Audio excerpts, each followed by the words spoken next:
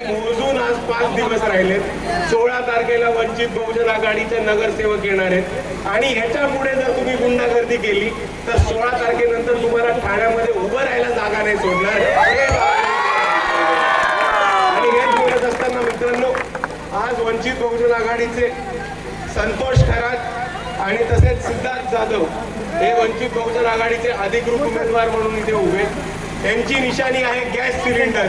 मी आपल्या सर्वांना विनंती करतो की यांना जास्तीत जास्त मताने निवडून द्या आणि मग आपण सर्वच एकत्र येऊन ठाण्याच्या महानगरपालिकेवरती वंचित बहुजन आघाडीचा झेंडा फडकूया.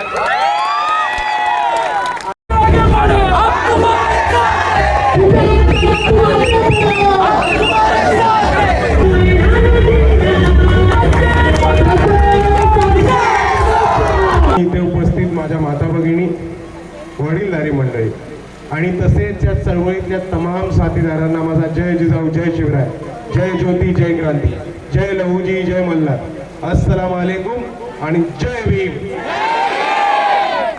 मित्रांनो, आपण इथे महानगरपालिकेच्या प्रचारासाठी जमलो आणि ही निवडणूक आपल्या सर्वांसाठी खूप महत्त्वाची निवडणूक आहे. कारण आपल्या शहराचा, आपल्या एरियाचा आणि आपल्या वॉर्डाचा विकास हा कुठे ठरतो तर तो महानगरपालिकेमध्ये ठरतो. आणि ते कोण ठरवतात तर ते आपले होणारे नगरसेवक ठरवतात.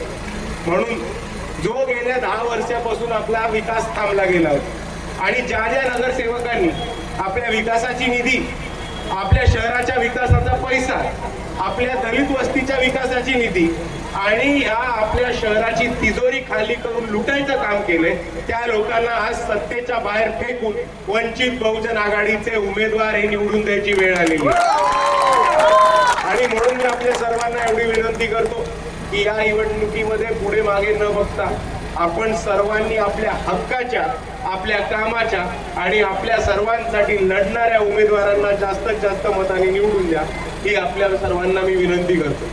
मित्रांनो, आणि वंचित बहुजन आघाडीच्या उमेदवारांच्या तर्फे मी आपल्या सर्वांना आश्वासन देतो की सर्वात पहिले वंचित बहुजन आघाडीचे उमेदवार निवडून आले तर सर्वात पहिले कोणतं काम करणार असतील तर सर्वात पहिले प्रत्येकाच्या घराला नळ आणि त्या नळाला दररोज स्वच्छ पिण्याचं पाणी देऊन पाणी पुरवठ्याचा प्रश्न सोडवायचं काम हे वंचित बहुजन आघाडी करेल. दुसऱ्या बाजूला आपल्या एरियामध्ये कचऱ्याचा खूप मोठा प्रॉब्लेम. बाहेर गावचा कचरा येऊन ठाण्यामध्ये डंप केला जातो. आपल्या इकडे एकही डम्पिंग ग्राउंड नाही.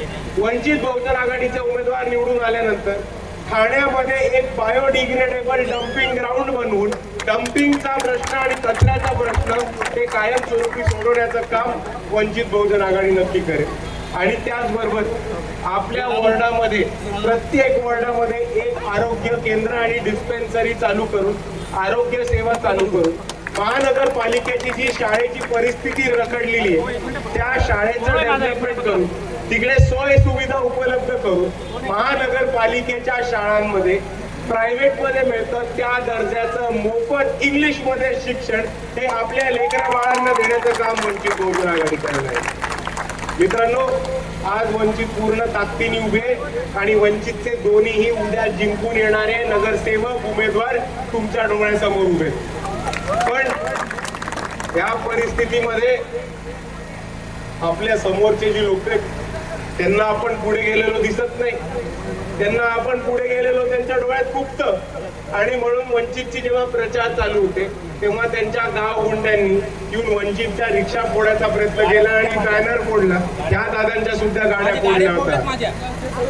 पण मित्रांनो, आपण घाबरू नका, आपण ठाम राहा. कारण तुम्ही एक गोष्ट लक्षात ठेवा, जेव्हा समोरची लोक या गुंडागर्दीवरती उतरते तेव्हा हे आपलं पक्क असतं की आपली जीत ही निश्चित आहे. आणि म्हणून समोरच्या दबावाला बळी न पडता आपण सर्वांनी 15 तारखेला फक्त गॅस सिलेंडरवरती मतदान करायचंय.